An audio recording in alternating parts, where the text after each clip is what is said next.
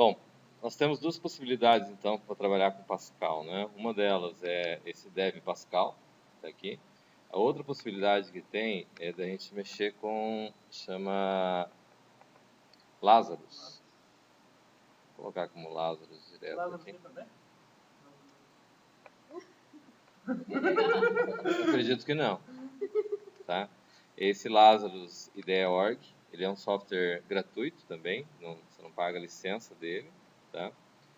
Você pode fazer a instalação dele, ele tem tanto para 32 quanto para 64. Se não me engano, o Dev você vai ter que rodar ele como compatível. Acho que ele não tem x64. O FreePascal tem compila, mas o Dev em si acho que ele vai pedir o 32, se não me engano. Tá? O Lazarus tem. Aceitou normal? Ah, então tá bom. Então, beleza. Ele dá aquela habilidade inicial. Tá. Então, beleza. Então, o Lazarus aqui é tranquilo também. Ele tem interface gráfica, né, diferente do Dev Pascal, que só tem interface texto, certo? Embora a gente só vai trabalhar com interface gráfica no quarto período, né? Até então a gente vai usar sempre no modo texto, tá? Oi.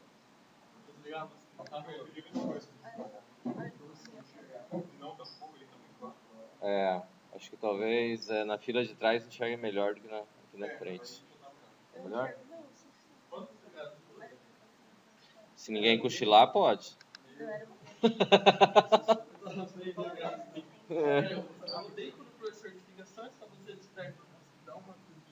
Boa. Bom, então o que acontece é o seguinte, né?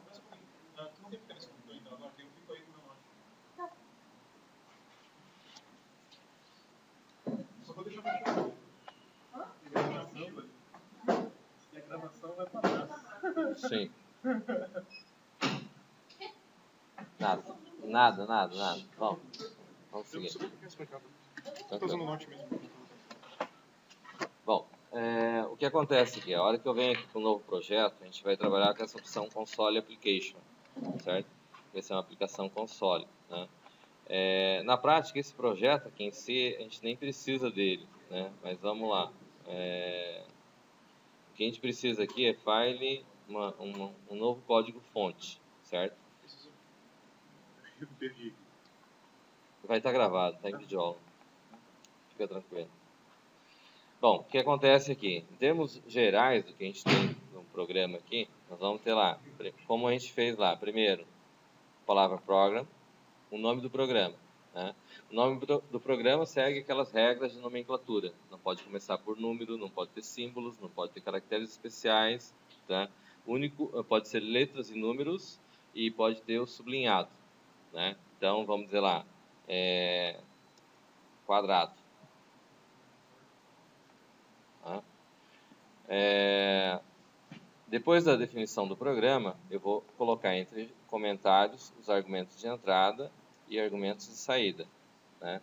Então, o que vai acontecer lá? Eu tenho o valor do lado, do quadrado. Eu tenho que calcular área e perímetro. Ok? Esses são meus argumentos de saída. Vou definir os objetos que eu vou trabalhar. Então, vou colocar lado, área, perímetro. Bom, prestem atenção primeiro, depois eu deixo vocês fazerem. Acho que fica melhor, tá? Aí eu vou definir como sendo variáveis do tipo real, ok?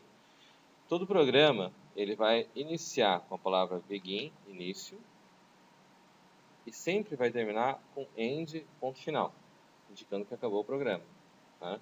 O que nós temos aqui?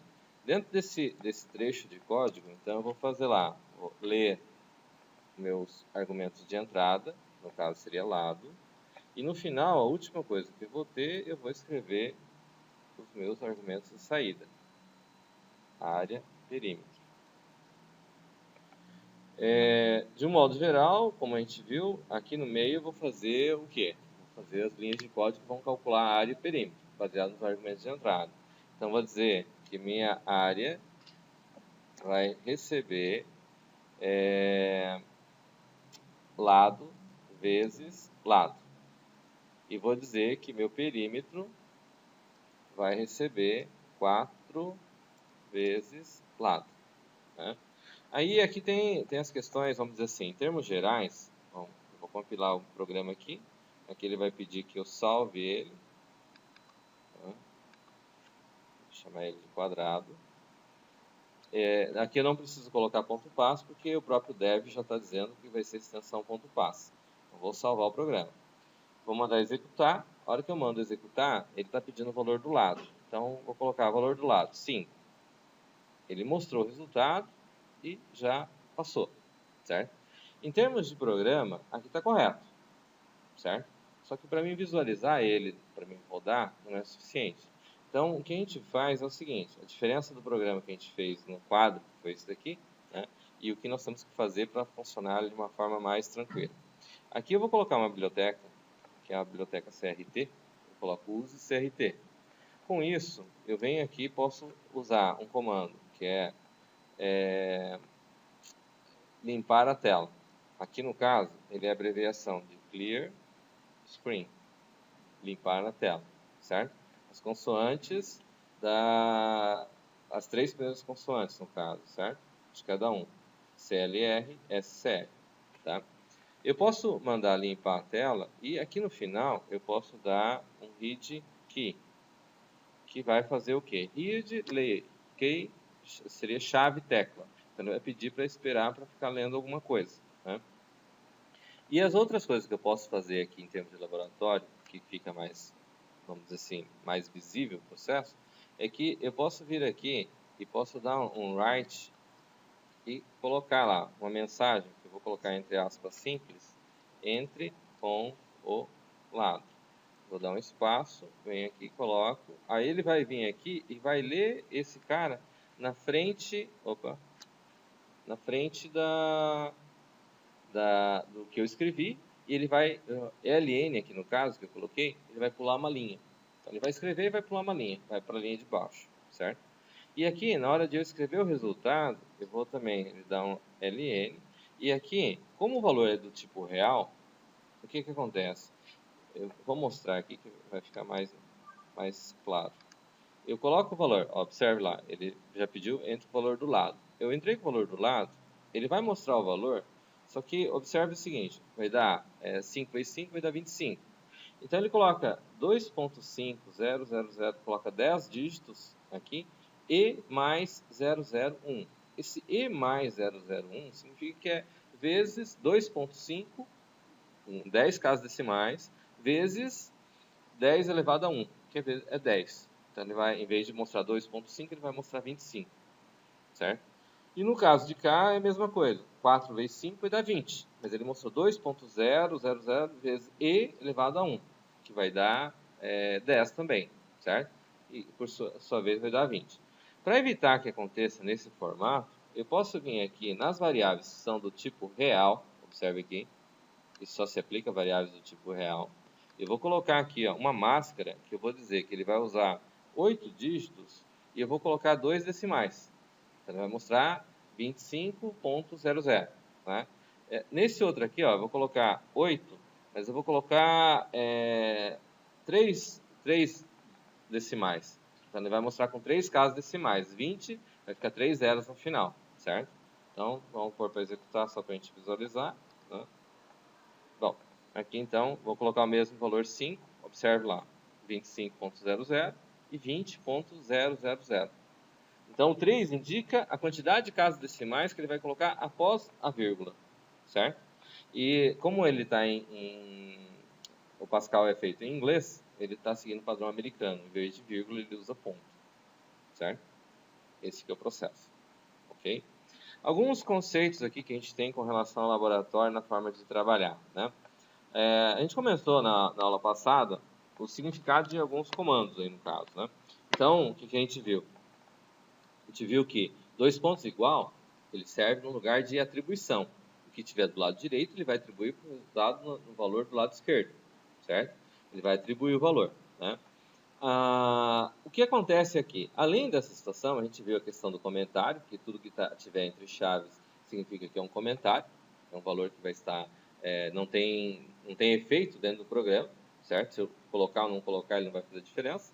Mas dentro do conceito de programação, ele faz sentido. Por quê? Porque a gente tem que trabalhar com o objetivo de documentar o texto, o programa. Facilita a manutenção. Né? E algumas operações que a gente viu, que são operações básicas da matemática, no caso o asterisco indica multiplicação, né? As outras questões que a gente tinha lá, adição, subtração, a divisão é esta barra, certo? A outra não. Oi? A outra não. Não, a outra não funciona como divisão. Essa barra serve como divisão, essa daqui não. Tá? Dos operadores aritméticos é mais ou menos isso. Aí tem as situações que eu preciso fazer, que em alguns livros aparece como asterisco, asterisco, que seria elevado ao quadrado. Né? No nosso caso, elevado ao quadrado, ele nós vamos usar o tal do SQR, que eleva ao quadrado. Né?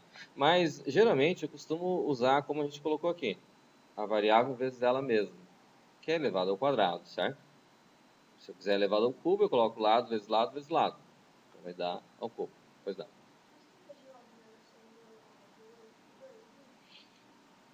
O 8,2 aqui, ele vai indicar a quantidade, em vez de ele mostrar o número, sempre que ele vai colocar aqui, ó, vamos colocar para executar, que vai... Vamos supor lá, em vez de eu colocar 5, vamos colocar 10, o valor do lado. Então, o que vai acontecer 10? Ele vai mostrar 100 e 40, certo? Se eu não coloco, ó, veja bem, aqui o 100 está com duas casas decimais. Então, esses 8.2.2 aqui, ele indica que ele vai ter 1, 2, 3, 4, 5, 6, 7, 8. Ao todo, ele ocupou, ó, eu estou contando, o E, 1, 2, 3, 4, 5, 6, 7, 8. Ele usou 8 dígitos ali, certo? Sendo que desses 8, ele colocou 2 decimais. Ok? Do lado de cá, ó, se considerar que ele terminou aqui, ó, então 1, 2, 3, 4, 5, 6, 7, 8. Ele colocou também 8, só que ele colocou 3 casas decimais, certo? Perceberam? Porque se eu não colocar isso, ele vai mostrar no formato básico do... ele vai, ó, vou tirar aqui e vou tirar aqui. Se eu tiro ele aqui, põe para executar, vou colocar o mesmo valor 10, ele colocou assim.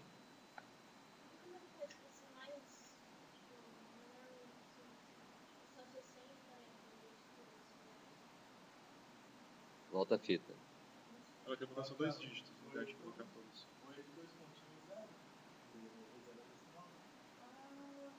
Não necessariamente, porque vai tirar do zero, né? Ou não? A aula do laboratório, nossa, é justamente para a gente checar essas coisas. A diferença que acontece é assim, né? Vamos dizer assim, eu, em vez de colocar 8, poderia colocar 10. 10 e 2, por exemplo. Né? Ou eu posso chegar aqui e colocar 10 e ao invés de colocar mais, eu coloco 0. O que vai acontecer nesse A ideia do laboratório é justamente isso. Né? O que acontece se eu faço isso? Dá certo. Certo?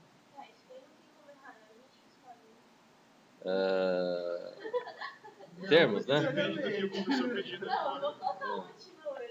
Observe aqui, ó. 1, 2, 3, 4, 5, 6, 7, 8, 9, 10. Agora ele está ocupando 10 espaços aqui, certo? Com 2 decimais. E do lado de cá ele vai ocupar 10 espaços, contar até aqui, só que sem decimais. Beleza? Ele continua ocupando o mesmo espaço anterior. O 10 indica o tamanho que ele vai preencher, que ele vai ocupar. Os outros dois últimos dígitos, depois dos outros 2 pontos, ele vai indicar quantos decimais você vai colocar. Certo? Então, a ideia é mais ou menos essa, né? Agora, aqui tem algumas coisas que a gente pode brincar, né? Porque, na realidade, acontece assim, ó, veja bem. Um grande problema que tem com relação à programação, desliga essa tela aí, é o seguinte. Quando está no laboratório, enquanto eu estou fazendo, ele está funcionando, certo? O problema é quando vocês chegarem em casa e ele deixar de funcionar ou der algum problema. Certo? Esse é o ponto crítico da programação. Por quê? Daí como é que você vai resolver um negócio que não dá certo? Né? Então, a aula de laboratório, a ideia, vamos dizer assim, laboratório, experimento, fazer experimentos, o nosso objetivo em termos de laboratório é fazer o seguinte, a gente checar o que é que pode dar de errado. Certo? Então, na aula passada a gente comentou algumas coisas como funciona. Por exemplo, se eu vier aqui e tirar o ponto e vírgula aqui do quadrado do programa e mandar compilar, ó, ele apresentou um erro. Tá? O erro está aqui embaixo. Ó. Sintaxe, fatal sintaxe error. Ponto e vírgula, expected, mas uses encontrado. Então, o que acontece? Eu preciso saber identificar quais são os erros que acontecem e provocar o maior número de erros possíveis, certo? Em laboratório. Porque em laboratório a gente consegue identificar o que é o problema. A hora que vocês chegam em casa para resolver um problema e... Como é que se resolve? Se você não sabe o que é o significado do erro. Certo? Então, mesmo no laboratório de química, o que faz no laboratório de química? Você sabe qual o resultado que deve dar no experimento, você vai lá e executa o experimento e verifica se ele deu aquilo que era esperado, certo? Se ele não deu o resultado que é esperado, alguma coisa está de errado, certo? Mas aí que está o X da questão.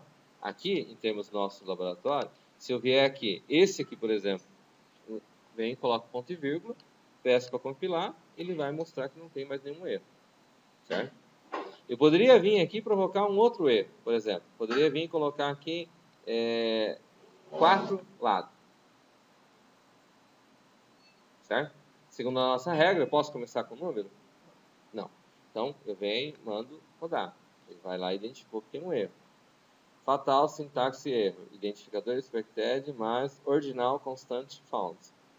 Eu não posso começar. Ele está dizendo que é uma constante ordinária. Ordinal. Certo? Então, se eu tiro ele daqui e coloco ele no final aqui, aí ele pode. Então, o que acontece? Eu venho aqui, vou pôr para rodar, aí ele passa. Agora ele está reclamando que ele não tem a variável lado, mas é um outro erro. Então, aqui ele passou. Certo? Então, eu posso trabalhar dessa forma, e essa é a ideia da gente trabalhar no laboratório. Oi?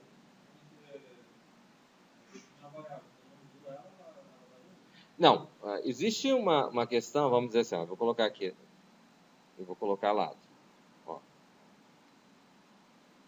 O que ele diz aqui?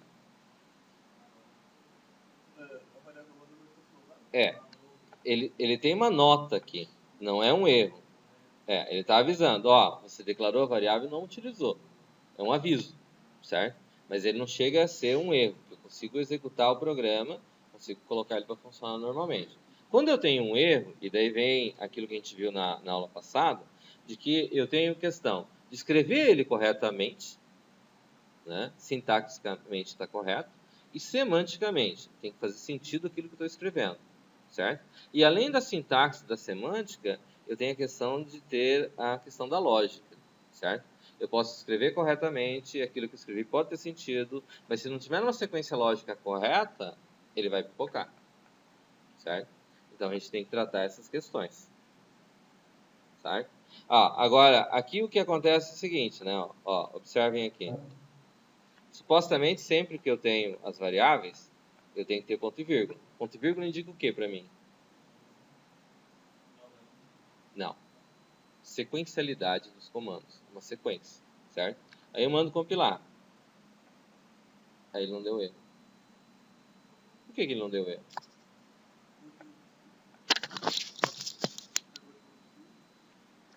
Qual que é a ideia da sequencialidade?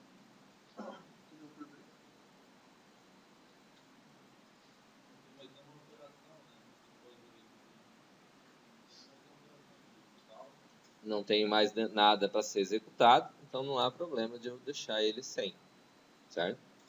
Ele funciona. Só que se eu criar uma nova linha depois abaixo dela, aí ele vai dar erro. Um novo comando, certo? Aí eu preciso colocar ele de volta. Tranquilo? Então, a ideia, na aula passada tem aquele do triângulo, tem aquele dos exercícios lá, né? A ideia é fazer o quê? A gente trabalhar hoje aqui no laboratório para visualizar esses erros, certo? E a gente poder montar... não está aqui o material, eu vou baixar. Deixa eu ver aqui.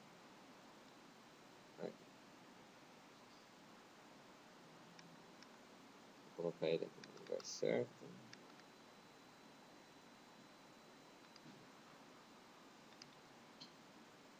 Ó, esse é o material. Tá? Aí aqui embaixo ele tem lá aquela listinha de exercícios que a gente estava fazendo lá. É isso aqui? Da aula passada. Então, a aula de hoje, a gente vai colocar em prática esses caras aqui. Já deve ter o Dev Pascal colocado aí. E vamos, junto com essa lista de exercícios aqui, eu gostaria que vocês anotassem, antes da gente começar a colocar ela em prática, provocar os erros que podem acontecer, certo? Porque daí nós estamos num ambiente controlado, um ambiente monitorado. A gente pode provocar os erros, seguindo as regras, certo? Aqui, e dentro dessas regras a gente pode trabalhar. Tá claro? Beleza até aqui? Então tá bom. Então, beleza. Alguma dúvida aqui? Tranquilo, né? Deixa eu fechar a videoaula aqui, então.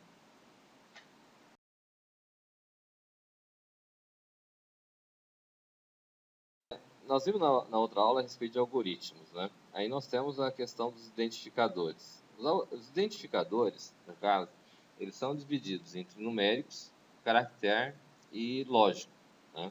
E esses identificadores, como o nome diz, ele tem que identificar aquilo que ele carrega, certo? No caso, as variáveis que a gente começou a utilizar, né? O que ocorre?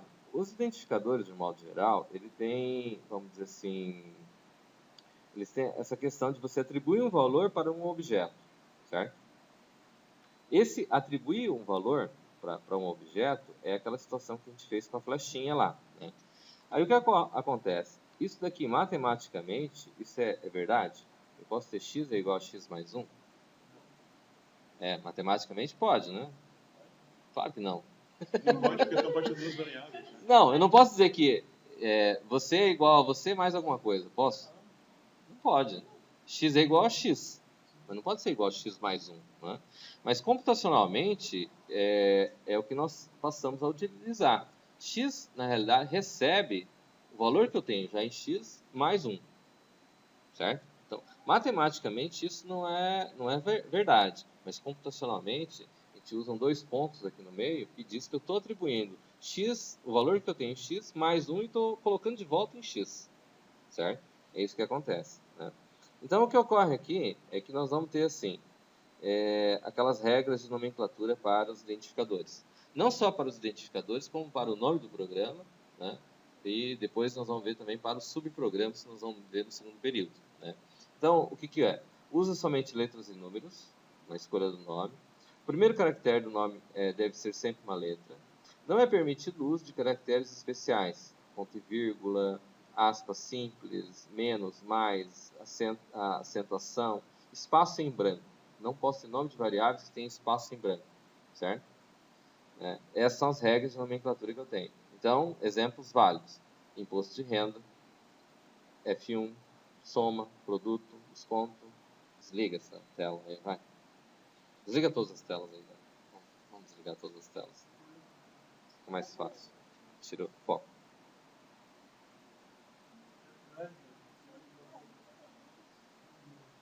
Tem um botão embaixo ali, no canto embaixo, não tem? Só aperta e segura. Ele só ajusta, pessoal. Segurar. Ok? Então, aqui, ó, os nomes são válidos, são esses. Os nomes que não são válidos, não posso colocar 5F. Não posso colocar imposto, traço, renda, né, por causa do hífen. Né? Salário, hora, não pode ter nem acento e nem pode ter espaço em branco. Certo? Esses são nomes que não são aceitos como nome de identificadores. Ok? Aqui a questão, que o identificador, ele vai ter um nome. Ele identifica o valor que está dentro dele. Eu tenho o conteúdo e ele tem o endereço de célula que ele está ocupando na memória, né? Por que ele não pode, no caso do Pascal, ter letras e números? Porque alguém deve ter feito o teste ali de que eu posso fazer, por exemplo, uma expressão e colocar o caractere, vamos dizer, multiplicação, o asterisco. Posso colocar lado, asterisco, lado, tudo junto, tudo emendado. Ele vai saber que a primeira parte, antes do asterisco, é uma variável e depois do asterisco é outra variável, certo? Ou pode ser a mesma. E ele não vai dar erro de sintaxe, certo? Eu faço sempre colocando espaço, certo? Mas se mesmo que você coloque tudo junto, ele compila. Ele não dá erro. Ele consegue identificar isso, certo? Então, é isso que vai acontecer, né? E o que ocorre? Cada variável vai ocupar um endereço de memória. E esse endereço é dado pelo nome da variável, ou o nome do programa. Como o endereçamento de memória, o nome do programa ocupa um endereço de memória e o nome da variável também ocupa um endereço, por isso que eu não posso ter o mesmo nome do programa, colocar uma variável com o mesmo nome. Se vocês colocarem, depois vocês vão verificar que acontece o quê? Ele vai dar uma mensagem de erro, dizendo que já existe esse identificador, certo? Tá? Bom, identificador e tipo de dado armazenado. Aí aqui sim nós vamos ver os tipos de dados, né? Os tipos de dado que tem, vamos dizer assim, eu tenho tipo simples, que é o que nós vamos trabalhar agora, numérico, dividido em inteiro real, ou integer real. Caractere, char. E lógico, boolean. Boolean em homenagem a Charles Boolean, que inventou a lógica booleana, certo? Mas isso aí depois o Toninho vai falar com vocês, lá no segundo período. Tá? Então, os tipos numéricos, dividido em inteiro. Ele leva em consideração o conjunto de números inteiros lá da matemática, certo? No caso do Pascal, ele tem uma limitação, né? Se você estiver usando um Windows de 32 bits, ele vai até 32.000 e alguma coisa, certo? Para mais e para menos, dos dois lados, certo? Se você estiver usando 64 bits, ele vai ampliar esse número, vai ficar bem maior, tá? Mas ele tem uma limitação, número inteiro, né? Conjunto de números reais. Vai considerar o conjunto de números reais da matemática. Todos os números, com 10 casos de precisão, certo? Caso você precise fazer algo que exige mais do que 10 casas decimais, geralmente recomenda-se usar a linguagem C ou linguagem Fortran. São linguagens próprias para fazer operações matemáticas, certo? Não é o nosso caso aqui em questão, tá? Tipo caractere ou tipo char. Bom, o tipo caractere significa que ele vai ocupar um dígito, um único caractere, certo? Então, eu consigo colocar de 0 a 9 valores numéricos. Consigo colocar qualquer letra, qualquer símbolo, mais, menos, asterisco, barra.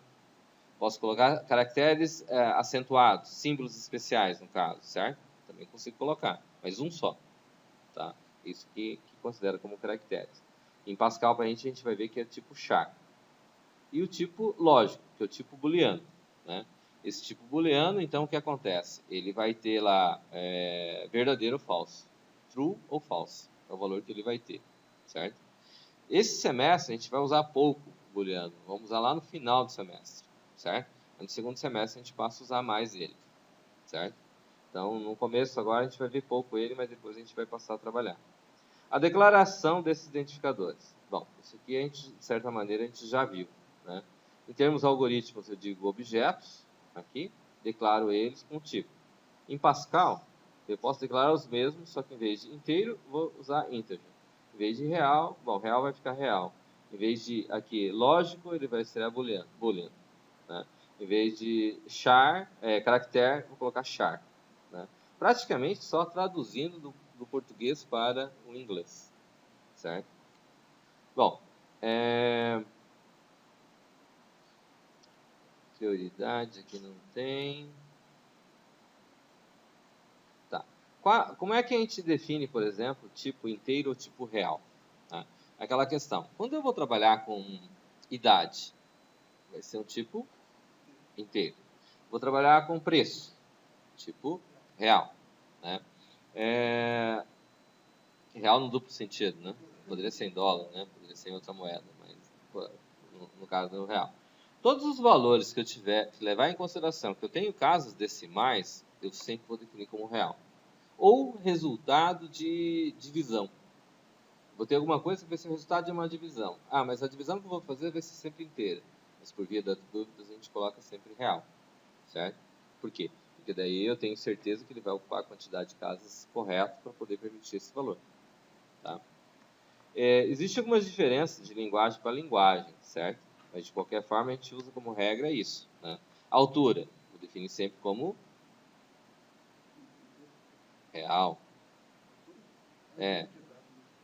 Certo?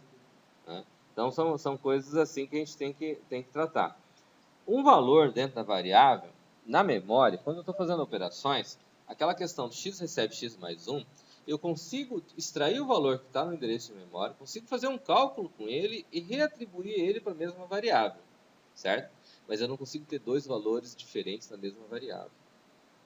Se eu colocar um novo valor, o valor anterior ele perde, certo? Então, vamos dizer assim, embora eu possa, por exemplo, pegar dois números e trocar os valores dos dois valores, A e B, por exemplo, né, posso trocar os valores. Só que para mim trocar os dois valores, em princípio, eu tenho que usar um auxiliar, certo? Porque eu tenho que guardar o valor de um valor nesse auxiliar, esse um que eu guardei o valor, ele recebe o valor do outro, e ele volta o valor do auxiliar para esse segundo, certo? Mas, na prática, isso acontece por quê? Porque eu não consigo dizer A recebe B e B recebe A sem perder o valor que está em cada um deles, certo? Mas ele faz uma cópia. Ele substitui o valor que está lá, né? Embora outro dia eu tenha dado o exemplo do copo de suco de uva e suco de laranja, quando eu digo que um dos copos recebeu suco de uva, o que estava lá ele perde, né? Que ele mistura com o que está entrando, certo? Ele vai perder aquele valor, né?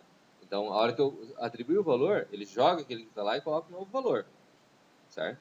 Não vai misturar com o que ele tem lá dentro, tá certo? Muito bem. Essa é uma primeira parte. Então, eu tenho os identificadores. O outro que eu queria trabalhar aqui, ele tem a ver com esses operadores e expressões. Tem a ver tudo com essa parte da nossa matemática, certo? Os operadores, aqui em princípio, a gente tem os operadores aritméticos, né? Observe aqui no caso, no algoritmo tem mais, menos, divisão, multiplicação. Aí aqui, ó, asterisco, asterisco, na forma algorítmica, pode ser dito como sendo elevado ao quadrado, elevado a uma potência. Na forma do Pascal, ele é dividido em duas formas. SQR eleva ao quadrado, x ao quadrado. E essa expressão toda aqui é porque quem criou o Pascal esqueceu que tinha x elevado a y. Certo? Então, seria x elevado a y. ESP de y vezes ln de x. ESP, ln, se vocês olharem na calculadora de vocês científica, vão verificar que ln significa logaritmo neperiano.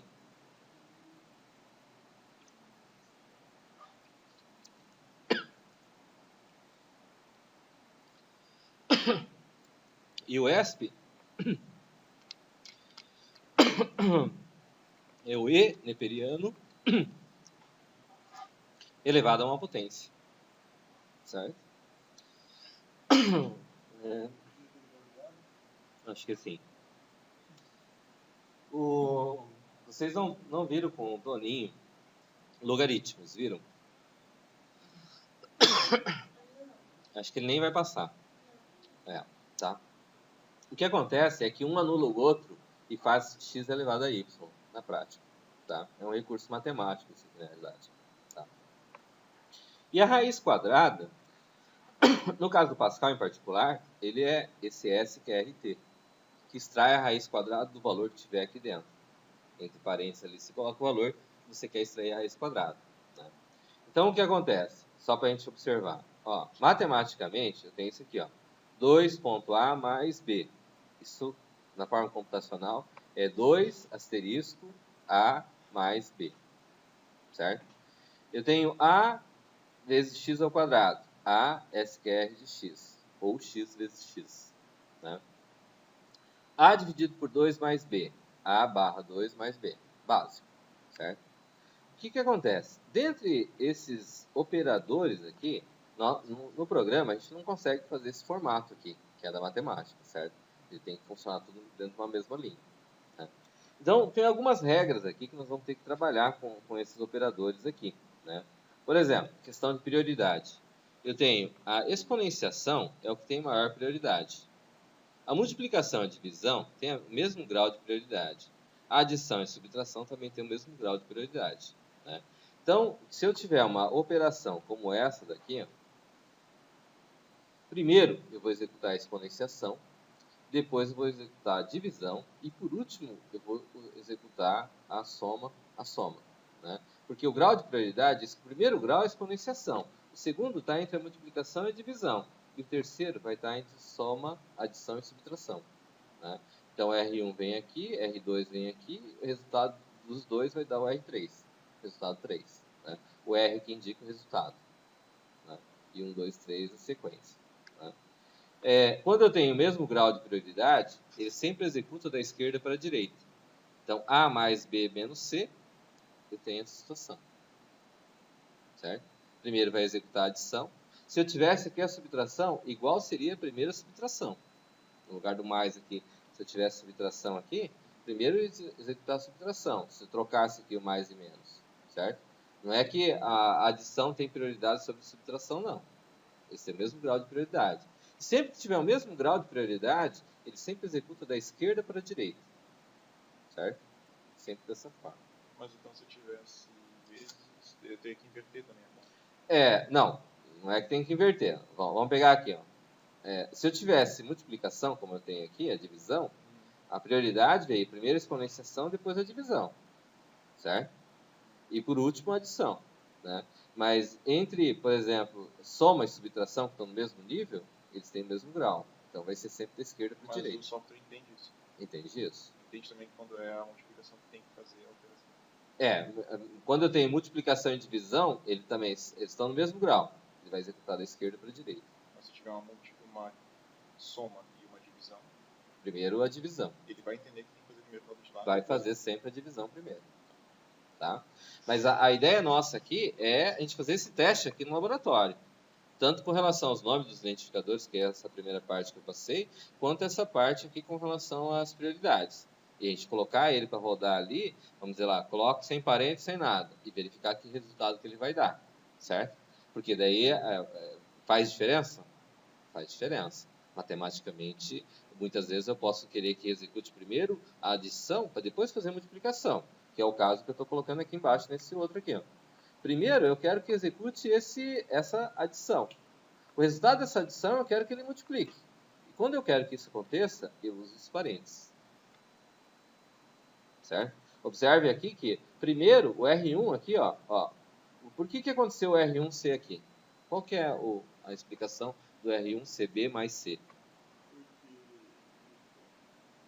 Porque normalmente quem está dentro do parente principal é o denominador, que vai ser começar. Pelo menos é assim que termina a matemática. Parênteses mais interno. Mais interno. É só você dizer o nome, tem um nome para isso. Quando está dentro do parênteses menor. Tinha um nome para isso? Tem um nome para isso. Mas realmente que está interno sempre é acostumado primeiro. E assim porque ele tá, vamos dizer assim, e por que o R2 não foi aqui a multiplicação e veio para cá? Não, porque dentro de outro parênteses é aquele lá. Então aqui primeiro ele executou o parênteses mais interno, certo? Deu R1. Sim. Depois que ele executou esse, ficou todos no mesmo nível de parênteses, certo? Então ele vai executar, eu tenho dois níveis, os dois parênteses, A mais B e 2 vezes o R1, eles estão no mesmo nível. Então ele vai executar o primeiro parênteses mais à esquerda, que é esse parênteses que está aqui, que é o R2.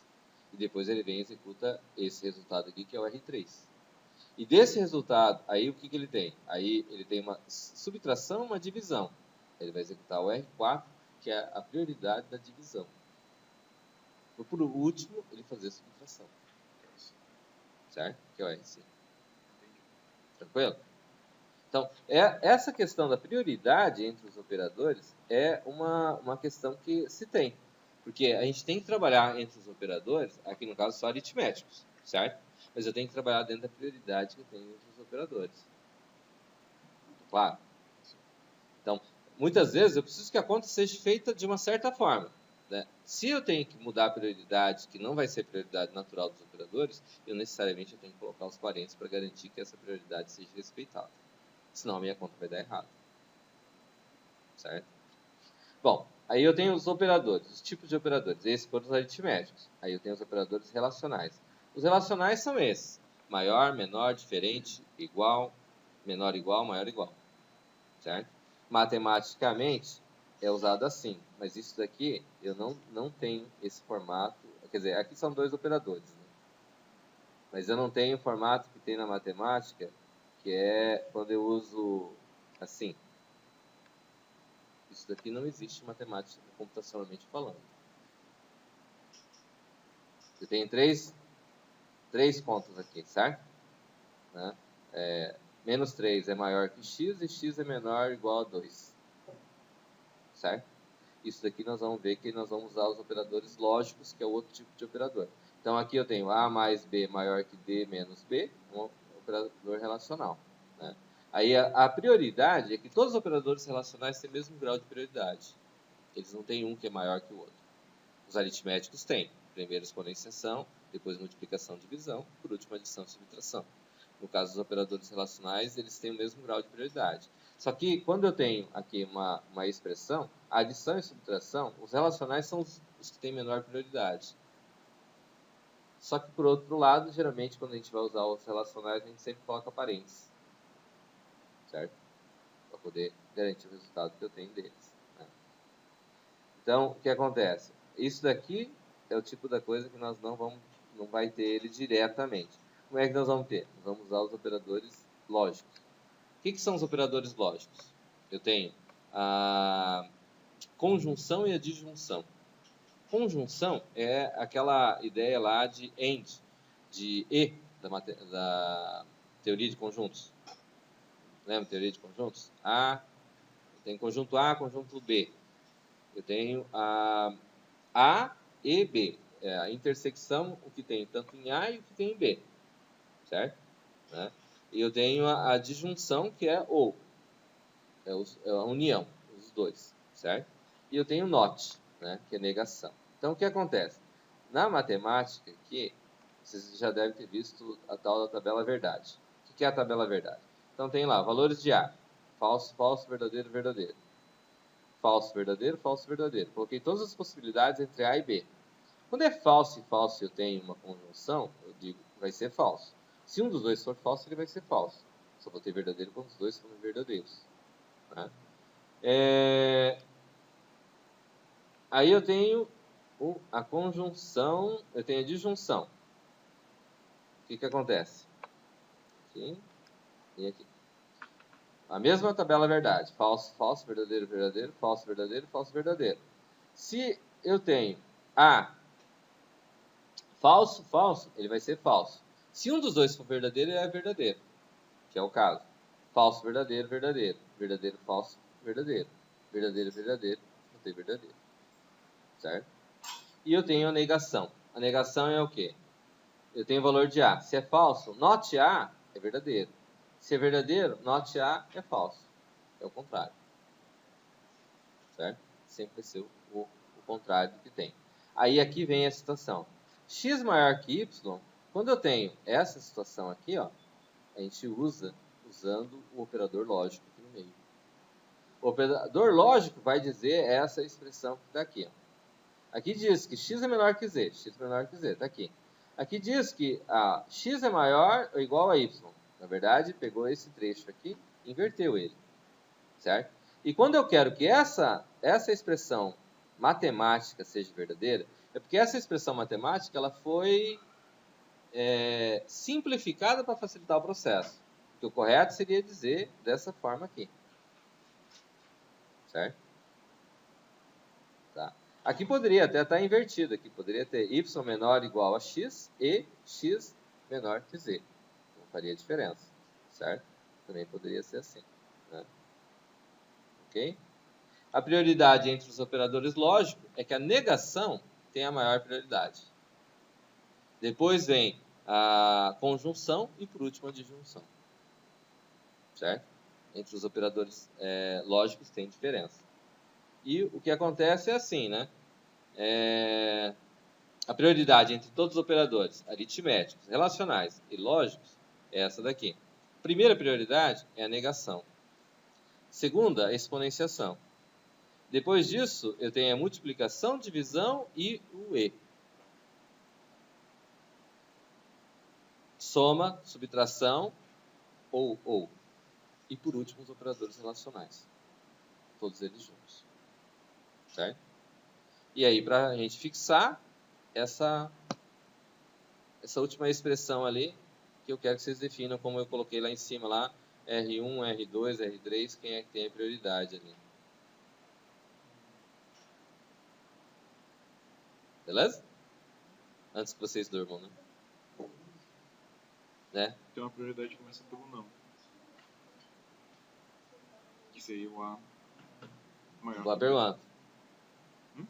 Mas eu tenho parênteses? Sim. Daí, quem tem prioridade? O parênteses é entre parênteses. Então A, B, C tem não. Não, peraí, então deixa eu falar.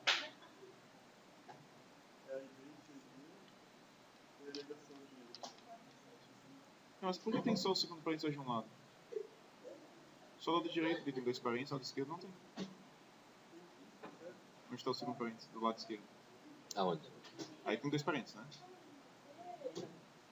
Ah, aqui. Tá. Então aqui tá a principal. Então seria o A menos B mesmo. O A maior que B. Depois vai A mais B. Vamos fazer no papel. Vai lá. Vamos montar aí. Vamos fazer o exercício. Vou fechar a videoaula.